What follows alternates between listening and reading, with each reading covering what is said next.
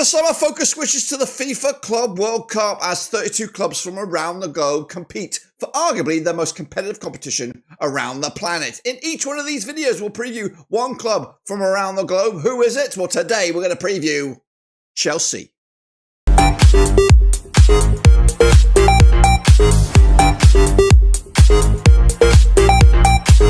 That's right, folks, back once again with another preview. Today, we're taking a look at one of the clubs that are taking part in this summer spectacular. It is, of course, FIFA's Club World Cup, and we'll get to that in a second. Of course, if you know where you've been, smash your subscribe button, your one-stop shop for FIFA's Club World Cup, World Football, and, of course, Blackburn Bloody Rovers. We've got it all here under one rooski. In today's video, we're going to do a deep dive into one of the clubs that are taking part in this summer's football spectacular. We'll showcase you that in just a second. What I want to say is a big shout-out to the members. You know who you are. And a big shout-out to the Patreons. You know who you are. But anyway, sit tight. Hold on, and let's get into it.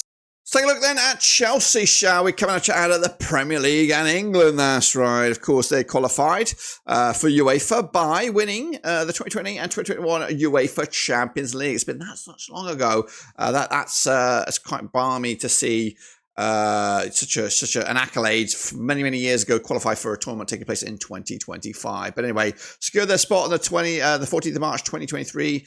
They've been at a Club World Cup 3 times. This will be the third time in a tournament such as this previously, back in 2012 and 2021. Now we'll take a look at the odds to qualify out of their group and all that kind of business shortly. But let's take a look at the squad then, shall we? It's quite a huge squad, but a young squad. Of course, realistically, I think their goalkeeper ranks is, despite having many good options, they're just good and not great. Robert Sanchez has been wearing the number 1 jersey as of late, but they've got Englishman Marcus Bentinelli in there, a guy from Finland, and Philip Jorgensen out of Denmark, of course. Into the defensive ranks, the likes of Reece James is in there, alongside, of course, Trevor Chalobah, Marco Cucurella, Levi Colwell as well, Wesley Fofana, in again, young-looking squad that, again, in 2 or 3 more years will be pretty unstoppable as long as they don't go crazy and buy a shit ton load more players. But anyway, into the midfield, they've got Cole Palmer in there alongside Enzo Fernández, Jadon Sancho currently on loan. It probably will go back at the end of the season. Then Moses Caicedo as well.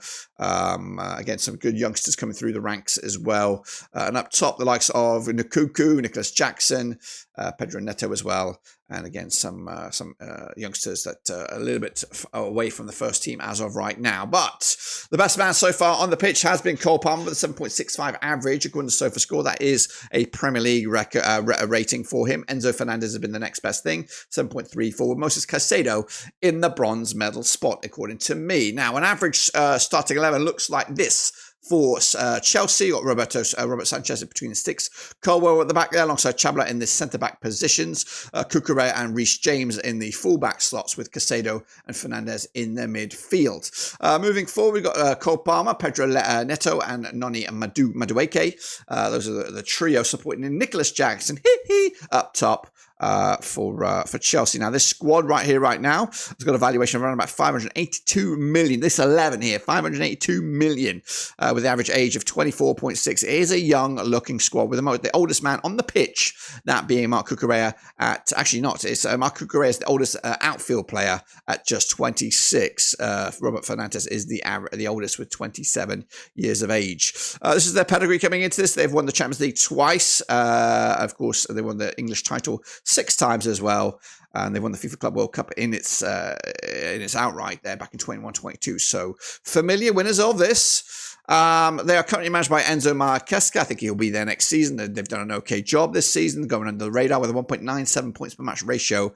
Not too shabby. Cole Palmer has been the most valuable player on the books, still 22 years of age, 130 million euros for his valuation right now, and again, left-footed, can play up in the attacking trio there.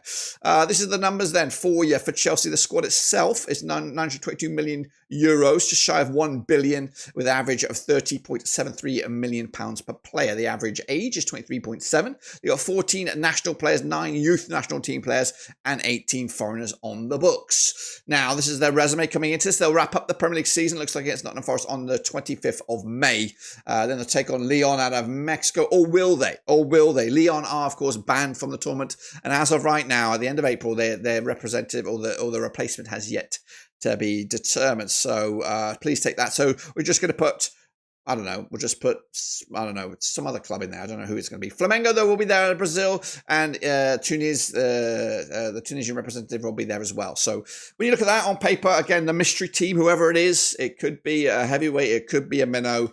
There are some rumours bubbling around, but right now, Chelsea should be in a good position, you would think, to get out of Group D.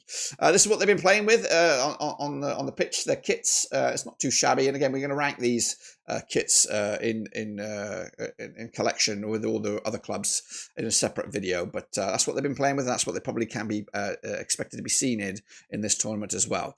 Let's go back to the odds then, shall we? The odds to qualify out of that group. Of course, again, still don't know who that extra fourth team is as of right now, but 10-1 on. They should qualify from that regardless of who it is, especially the top two spots. They're actually 9-1 to go the distance and lift the trophy itself, which is a good position ranked. I do think Chelsea are going to go far, go quarterfinals for them. I don't think they'll go the distance. I think there are some more powerhouses in this competition that will challenge later on. Of course, there are heavyweights from Europe and South America that I do think are going to be a little bit stronger, a little bit better prepared, and a little bit more serious than Chelsea will be for this competition. Let me know your thoughts and opinions down below as you look forward to the tournament, as do I, and what you think about Chelsea's chances in this year's competition. Well, there you have it, folks. There you bloody have it. Of course, will this club go the distance and lift the trophy at the end of the campaign? Let me know your thoughts down below. And of course, don't forget to subscribe and smash the like, guys. This will be a non-stop shop for FIFA's Club World Cup. We're going to have previews. We're going to have predictions. We're going to have, of course, watch-alongs as well. It's going to be non-stop here over the summer. So make sure you do me the honor, smash the like and smash the subscribe. Until then, I'll see you soon for the next one.